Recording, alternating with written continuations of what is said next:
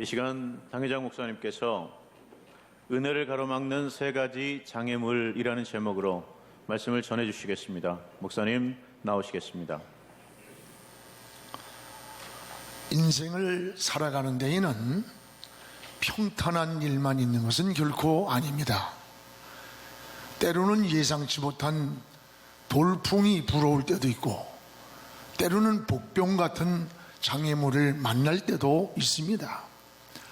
이스라엘 백성들이 가나안을 들어가기까지는 광야 길을 걸어가는 동안에 수없는 장애물을 해결해야 되는 것처럼 우리 인생도 이 광야를 걸어가는 것과 비슷합니다. 홍해가 놓여 있고, 때로는 여리고 같은 장애물이 길을 막고 있고, 또는 요단강 같은 인생의 장애물을 건너야 할 때도 있습니다. 이런 장애물 앞에서 우리에게 요구되는 한 가지가 있습니다. 그게 바로 믿음입니다. 믿음은 하나님의 역사를 바라보고 장애물을 향해 정면 돌파하는 것이 바로 믿음입니다. 신앙은 장애물이 없는 승리가 아니라 장애물을 뛰어넘는 승리입니다. 성도는 장애물을 만나도 동굴로 들어가는 절망이 아니라 터널을 지나고 있다고 믿어야 돼요. 동굴은 들어가면 들어갈수록 끝이 돼요. 그러나 터널은 인내하고 끊임없이 나아가면 새로운 세계가 열리는 겁니다. 그래서 히브리서 11장 2절에 보면 믿음의 주요 또 우리를 온전케 하시는 예수를 바라보라 라고 했습니다. 여러분, 우리 친구 목사들과 이게 어느 날 대화를 하는데 서로 이야기하면서 골치 아픈 일들이 얼마나 많습니까? 그러니까 당신은 아무 문제가 없어? 라고 하니까 가시 없는 생선도 안 나. 가시 없는 생선을 받느냐? 그 가시를 잘 골라 먹는 게 지혜지. 근데 그게 굉장히 은혜가 되더라고요. 그렇습니다. 문제가 아니라 문제를 문제로 보기 때문에 그게 문제가 되는 거예요. 여러분, 문제 없는 세상은 없어요. 문제 없는 것은 공동묘지밖에 없습니다.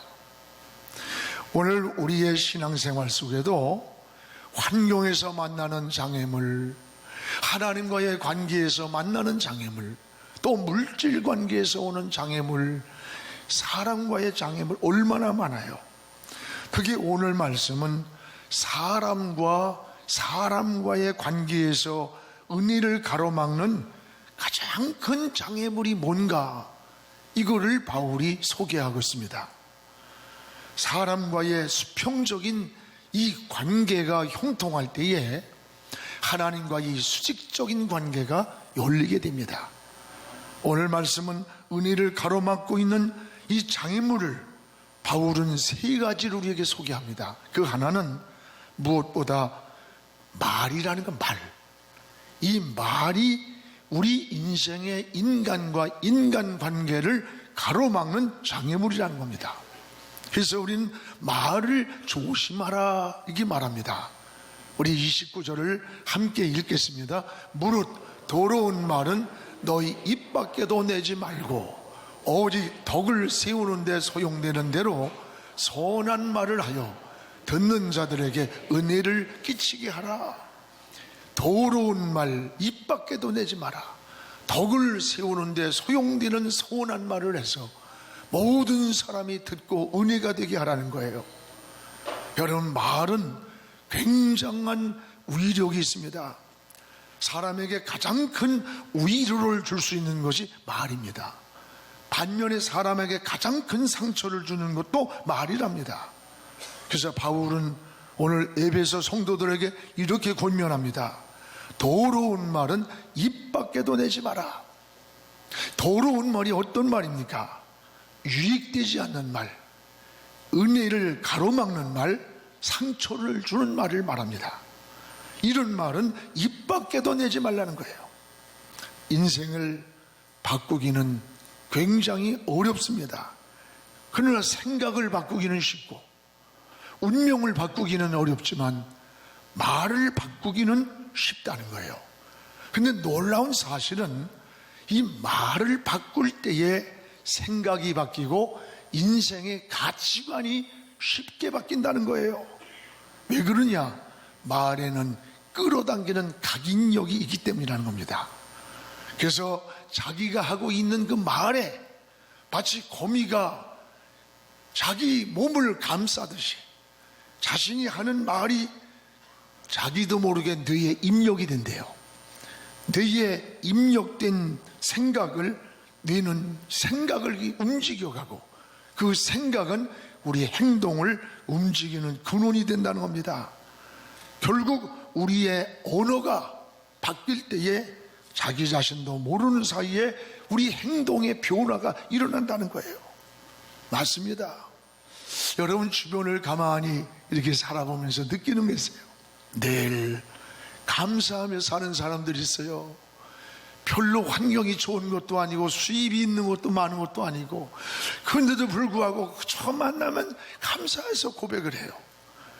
참 그런 이야기를 듣다 보면 나도 모르게 감사한 마음이 생겨요. 그래 안 그래요? 나도 모르게 그래 감사해. 누가 그러더라고. 아주 사업이 곤두박질을 치고 너무 어려운 거예요. 그러니까 그러더라고. 집사님, 제가 겪어보니까 이 세상에 여러 가지 어려움 가운데 여러분 제일 가벼운 어려움이 돈이래요. 돈 없는 거. 여러분 질병, 다른 자녀가 빗나가는 거, 이건 돈으로도 해결할 수 없는 어려움이라는 거죠. 그렇습니다. 그런데 반면에 때로는 막 인터넷이나 매일 뒤지고 앉았고 남의 약점과 허물이나 들춰내는 그런 사람들을 보세요. 특징이 감사가 없어요. 그리고 여러분 어때요? 사회적인 불만이 많은 걸 보게 돼요. 세상이 모순, 이그러진 거, 좋은 것보다도 우리의 언어는 우리 인생을 이끌고 가는 힘이 있는 거예요. 우리는 더러운 말을 버리고 29절에 두 가지 말을 하라는 거예요. 하나는 덕을 세우는 말을 하라 그랬어요. 29절에 덕을 세우는, 바울은 덕은 집을 세우는 기둥처럼 사람을 세워주는 힘이라는 거예요. 이 덕을 세우는 말이 사람을 세워주는 거예요. 무슨 말이냐? 용기를 주고 희망을 주고 칭찬하는 말이랍니다. 반면에 덕을 무너뜨리는 말이 있어요. 상대방의 자존심을 상하게 만들고 그 사람이 가지고 있는 감추고 싶은 약점을 자꾸 들춰내는 거예요. 사람은 이성적인 존재이면서 인격이 있습니다. 그래서 자존심이나 약점을 건드리면 가장 큰 상처로 남게 돼요. 여러분 부부간에도 아무리 사랑하다가도 그 상대방이 가지고 있는 그 약점을 말하든지 그러면 그 사랑이 그냥 한순간 식어버려요. 폭력보다 언어의 폭력이 더 무서운 폭력이랍니다. 덕을 세우는 선한 말을 해야 돼요. 덕이란 그 사람의 자존감, 인격을 세워주는 것이 덕이랍니다. 할렐루야. 여러분 정치활동을 왕성하게 하던 루즈벨트가 갑자기 39살 때 이 소아마비가 와서 장애가 됐어요. 그는 휠체어를 타야만 했습니다. 절망에 빠져있던 그를 지혜로운 아내 에레나 여사는 휠체어에다 태우고 정원을 산책을 했습니다. 그때 루즈벨트가 심각한 질문을 합니다. 나는 영원한 불구자요. 불구자인 나를 당신은 끝까지 사랑할 수 있겠소? 그때의 아내가 하는 말이 나는 지금까지 당신의 두 다리만 사랑한 게 아니고 당신의 전부를 사랑하고 있거든요. 그 두 다리는 일부분입니다. 루즈벨트는 이 말에 용기를 얻고 훗날에 장애의 몸으로 대통령에 당선이 되었고 1930년대 미국이 무서운 경제 공황이 왔을 때 그 경제공황을 회복시켰고, 루즈벨트 대통령 때 제2차 대전이 일어났어요. 그 전쟁을 승리로 이끈 유명한 대통령이 됐어요. 아내의 지혜로운 그 말 한마디, 당신의 전부를 사랑하고 있는 것이지 라고 하는 그 한마디의 말에 용기를 얻었고 남편의 인생을 바꾸었다는 거예요. 그렇습니다. 그런가 하면 때로는 은혜를 무너뜨리는 말도 있다는 거예요. 야고보는 혀의 위력을 세 가지로 비유해요. 야고보 3장 4절에 보면 우리의 혀가 배를 움직이는 작은 키와 같다. 키. 큰 배를 움직이는 보이지 않는 물속에 잠긴 키처럼 우리 혀가 이렇게 무섭다는 거예요. 또 6절에 보면 불, 세상을 다 태울 수 있는 불씨와 같다. 이 혀가 길들이지 못하는 지체다. 이 말은 말이 이토록 위력을 가지고 있다라고 하는 말이에요. 그렇습니다. 여러분 잘 아는 유고슬라비아는 그 분쟁으로 여러 나라로 독립이지만 사실은 분열이 된 거죠. 독립되기 전에는 이 나라가 세계 5대 강국 중에 하나였습니다. 그 나라의 대통령이 바로 티토란 대통령입니다. 그는 하나님을 비웃으면서 기독교를 박해하고 그리고 아주 악명 높은 독재자의 대통령으로 남아 있습니다. 그런데 그 티토가 어렸을 때에 그가 신앙인이었다는 거예요. 그는 가톨릭 신자였습니다. 어릴 때 시골 성당에 가서 예배를 드리면서 어릴 때에 신부를 도와주고 봉사활동을 많이 했어요. 근데 어느 날 예배 의식을 마치고 이제 이 신부가 의상을 벗으려고 하는데 이걸 늦게 벗겼다고 그래가지고 어린 티토를 뺨을 후려치면서 내 곁에서 떠나! 다시 내 옆에 오지 마! 화를 냈어요. 그 말대로 그 어린 티토는 교회를 영원히 떠났습니다. 영원히 하나님을 떠나버렸습니다.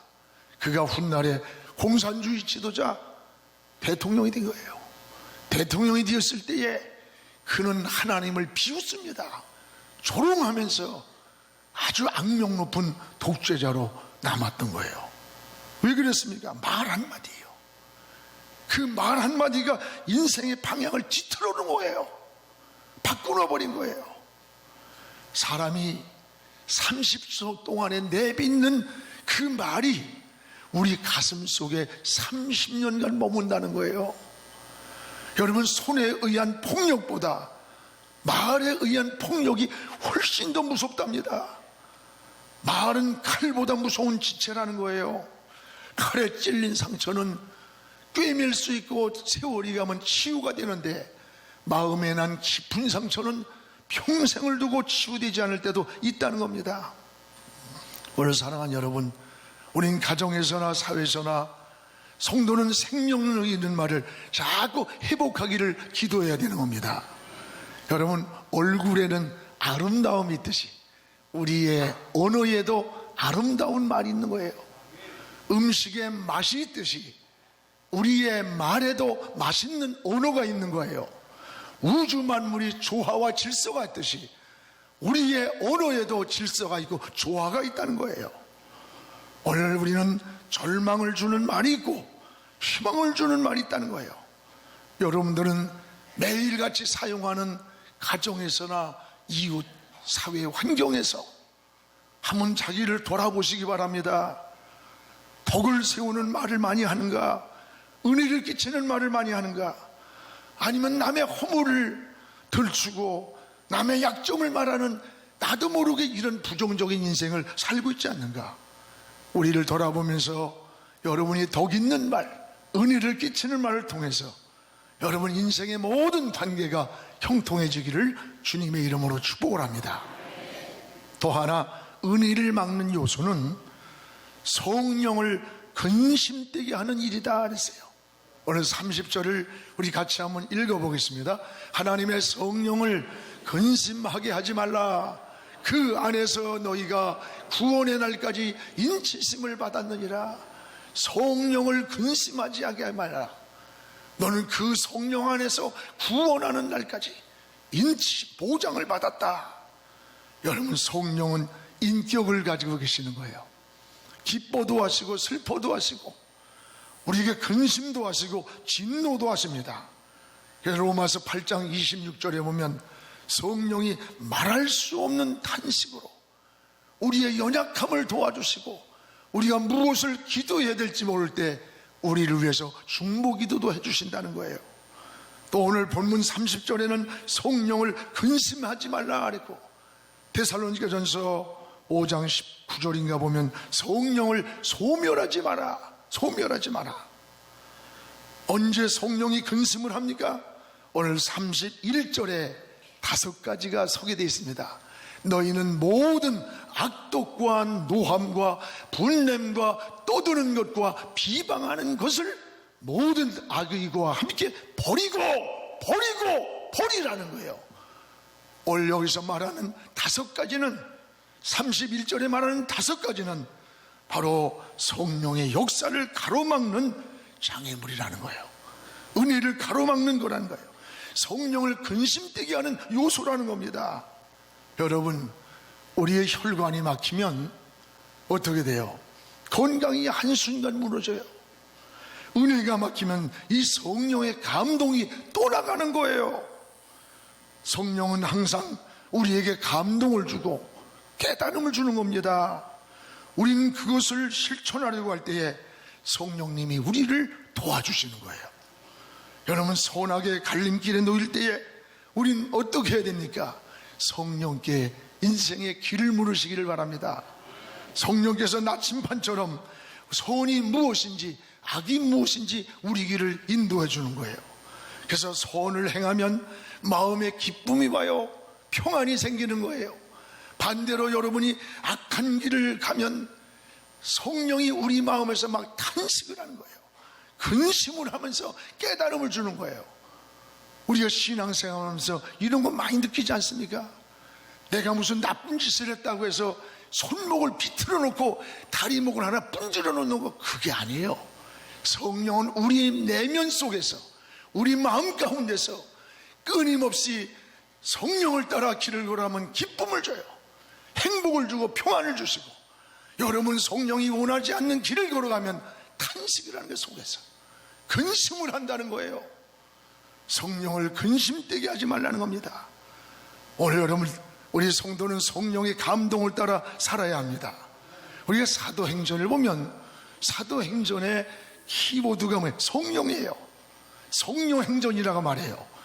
성령이 말하게 하심을 따라 말을 했습니다. 성령의 지시를 따라 행동했습니다. 사도행전 16장에 보면은 아시아로 복음을 전하러 가려고 지금 바울이 막 기도를, 응답을 기다리고 있는데 환상 가운데 마게도냐 사람 하나가 나타나더니 손짓을 하면서 어서 와서 우리를 도와달라는 거예요. 그래서 기도하던 모든 걸 방향을 바꾸고 유럽으로 떠나게 돼요.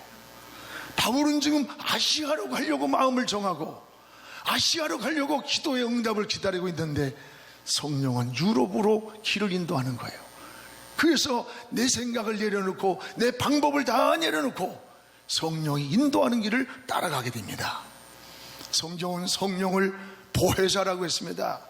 보혜사란 말은 우리를 보호하시는 분, 우리를 위로해 주시는 분, 우리의 상담자가 되신다는 거예요. 그렇습니다. 그러기에 성도는 늘 성령께 인생의 길을 묻는 게 이게 용의 사람이에요. 이게 신령한 생활이에요. 영적 감각이 예민한 사람입니다. 성령을 기쁘게 해드리며 살기를 축복합니다. 여러분, 오늘도 나의 모습을 돌아보세요. 늘 말씀을 적용해야 돼요. 나는 지금 어떻게 살고 있는가? 성령의 감동을 따라 살아가고 있는가?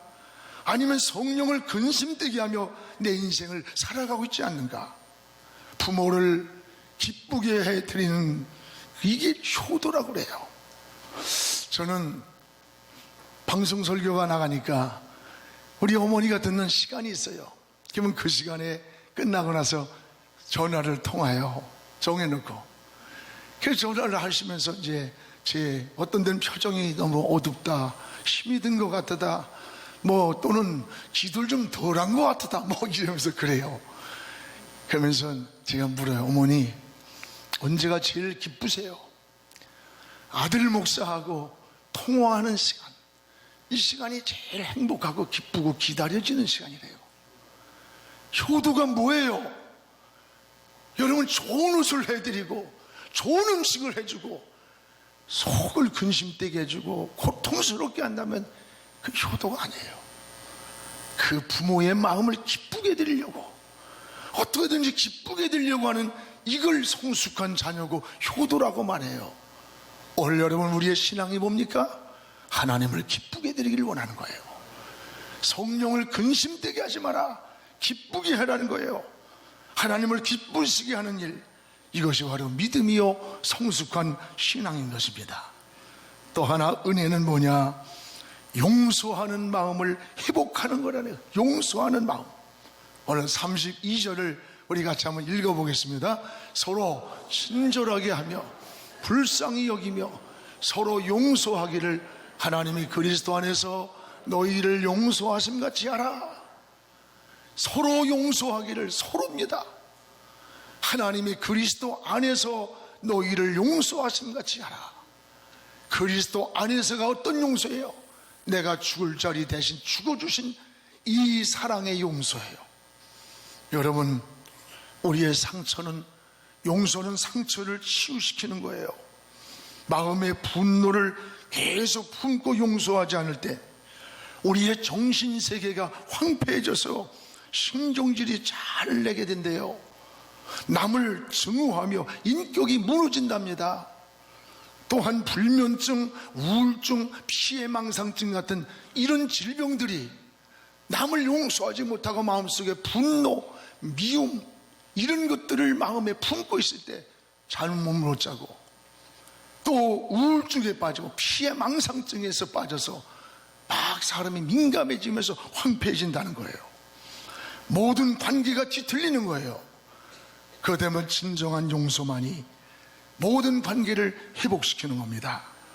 여러분, 사람이 사는 곳에는 상처가 있어요. 사람과의 관계에서 생기는 이 상처의 치유는 바로 용서가 약이라는 거예요. 자신이 받은 상처를 용서하지 못할 때 자신의 삶이 병들어 가는 거예요. 용서는 마음과 정신과 영혼을 치료하고 우리의 육체까지 치료하는 능력이 되는 겁니다.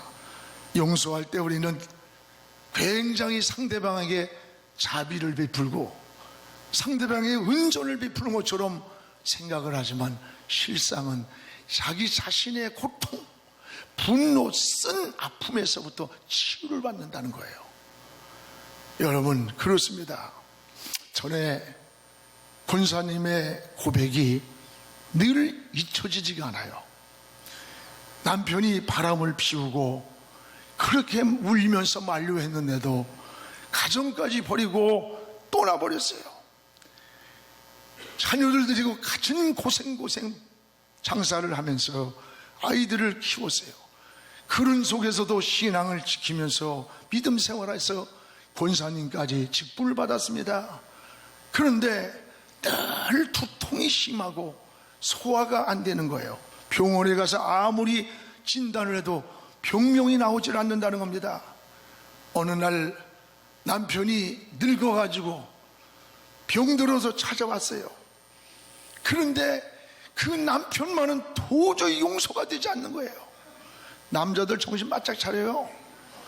젊었을 때 빨빨거리고 바람 피고 다니다가 늙어서 기어들어오면 누가 그걸 받아들여? 젊어서 잘해야지. 어느 날 남편이 병들어 찾아왔는데 용서가 되질 않는 거예요. 용서를 구하지만 되돌려 보냈대요. 그러나 권사님의 마음이 너무 아프고 괴로운 거예요. 이것을 알게 된 목사님 찾아가서 이런 말을 했습니다. 용서는 남편을 위해서만 하는 게 아닙니다. 권사님 자신을 위해서 해야 하는 겁니다. 용서를 하지 못하는 권사님의 마음이 지금 얼마나 괴롭고 아프고 상처를 입고 살아갑니까? 권사님은 아픈 상처를 치료하기 위해서라도 용서를 해야 돼. 그리고 용서는 하나님의 말씀에 순종하는 길이기도 합니다. 이 말을 듣고 권사님은 펑펑 울면서 이런 고백을 합니다. 이제 나 자신을 위해서도 용서하겠습니다. 용서가 안 되지만 주님을 바라보면서 나 자신을 위해서도 내가 용서하겠습니다 라고 하는 고백을 하는데, 놀라운 사실은 남편을 용서하는 그 시간, 그렇게 괴롭히던 두통이 사라지고 소화가 잘 되면서 치료가 되더래요. 할렐루야. 그렇습니다. 용서는 모든 관계를 회복시키는 거예요. 우리는 용서의 모델이 누굽니까? 바로 예수 그리스도입니다. 사랑할 수 없는 것을 사랑한다는 게 얼마나 힘이 든 거예요.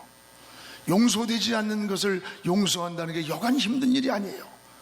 그러나 주님은 용서할 수 없는 것을 용서하신 거예요. 여러분, 배고플 때 그들에게 먹을 것을 줬어요. 울 때 눈물을 닦아주고, 외로울 때 그들을 안아주었고, 병들었을 때 고쳐줬어요.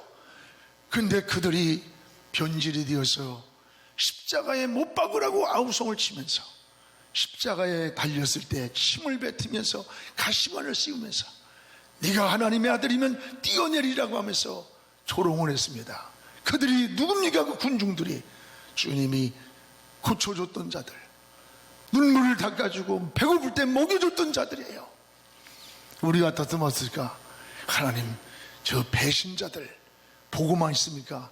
장풍을 일으켜서 싹 쓸어버리죠. 뭐 이랬을 거예요. 저도 그랬을 거야. 그런데 주님은 그 조소하는 그 군중들을 향해서 십자가에 달려서, 아버지요, 저들이 지금 하는 짓을 몰라서 저럽니다. 이 죄를 저들에게 돌리지 마옵소서. 이게 주님의 용서예요. 용서할 수 없는 것을 용서했던 거예요. 오늘 여러분께서 바울은 32절 하반절에 서로 용서하기를 하나님이 그리스도 안에서 죽을 우리를 용서하심 같이 그렇게 하는 거예요. 용서는 서로 하는 겁니다. 서로. 우리는 주기도문을 암송할 때마다 우리가 다른 사람이 나에게 지은 죄를 용서해 준 것 같이 나도 하나님 용서해 주옵소서라는 고백을 합니다. 이것을 해석하면은 우리가 누군가를 용서하지 못하고 있다면 우리도 하나님 앞에 용서를 구할 자격을 없다는 것을 알아야 돼요. 용서는 뒤틀린 관계를 회복할 뿐 아니라 자신의 먼저 억압에서부터 자유함을 누리는 것입니다. 사랑하는 성도 여러분, 은혜를 맡고 있는 세 가지 요소, 여러분 이것을 신앙의 눈으로 조명해 보십시오. 더러운 말입니다. 성령을 근심되게 하는 일입니다. 용서하지 못하는 마음이 은혜를 맡고 있다는 사실을 깨달았습니다. 우리 이제 어떻게 살아야 되는 겁니까? 말 조심을 해야 돼요. 덕을 세우고 은혜를 끼치는 말로 바꾸어야 됩니다. 내 생각을 내려놓고 성령의 감동을 따라 살기를 사모해야 돼요. 그리고 서로 용서하면서 살아갈 때에 막힌 담이 흘리고 하나님의 은혜의 문이 우리 앞에 활짝 열릴 줄 믿으시기를 주의 이름으로 축원합니다.